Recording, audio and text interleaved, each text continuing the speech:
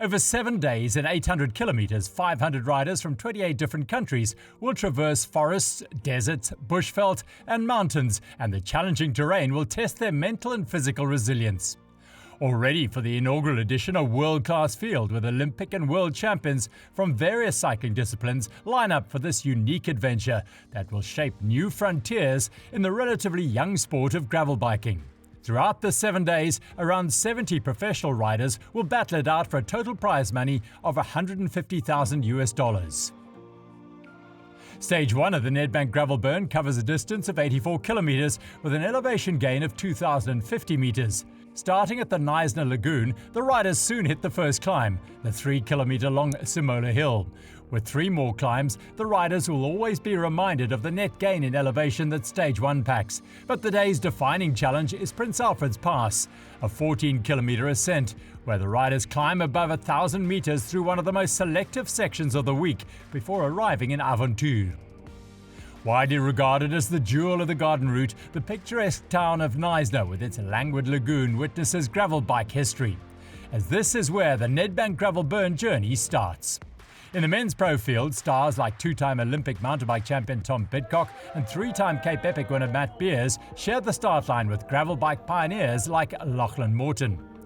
As the Nedbank Gravel Burn journey begins in pouring rain at the moorings in Knysna, the riders roll out with a neutralized start, staying in cruise control on the first 8 kilometers on the tarmac road.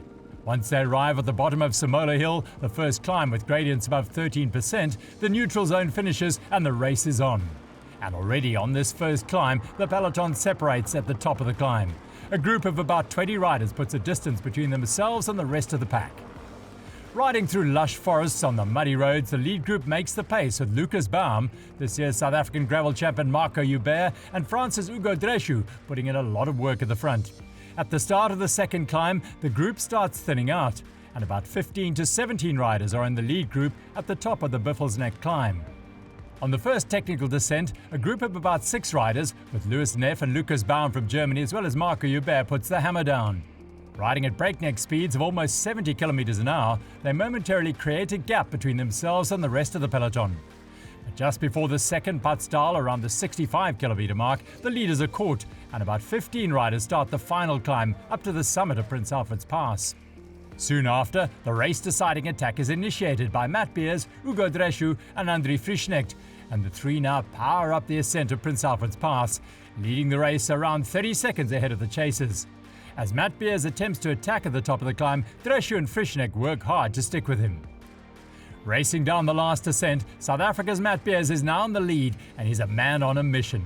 After almost 3 hours of racing, Beers wins the sprint finish and edges to a narrow victory, claiming the first stage of the Nedbank Gravel Burn, 1 second ahead of Switzerland's André Frischnecht in second and Hugo Dreschu from France in third.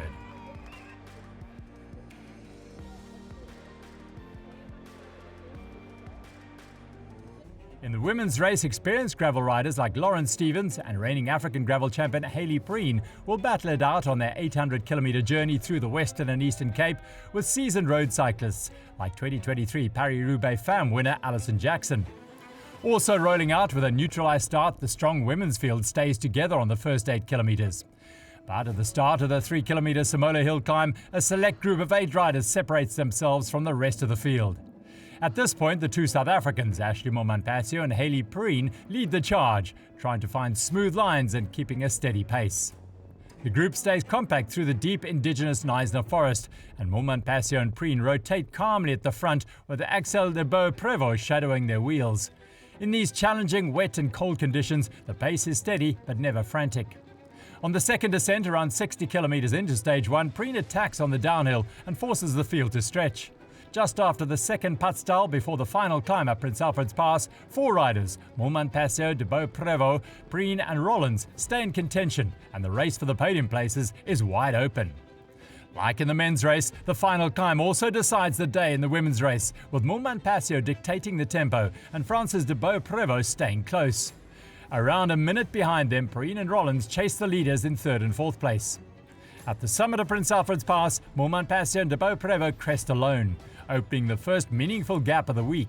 On the slick descent into Avontuur, the 2 leading ladies take calculated risks, making sure not to crash on the final bends. More than half an hour after the leading men, France's Axelle Dubau-Prevot and South Africa's Ashleigh Moolman-Pasio are the first women to arrive in the finish area. And after a tight sprint finish, it's 29-year-old Dubau-Prevot who wins the first stage of the Nedbank Gravel Burn ahead of Moolman-Pasio in second place. 38 seconds later, South Africa's Hayley Preen arrives in third, securing a second podium spot for the host nation.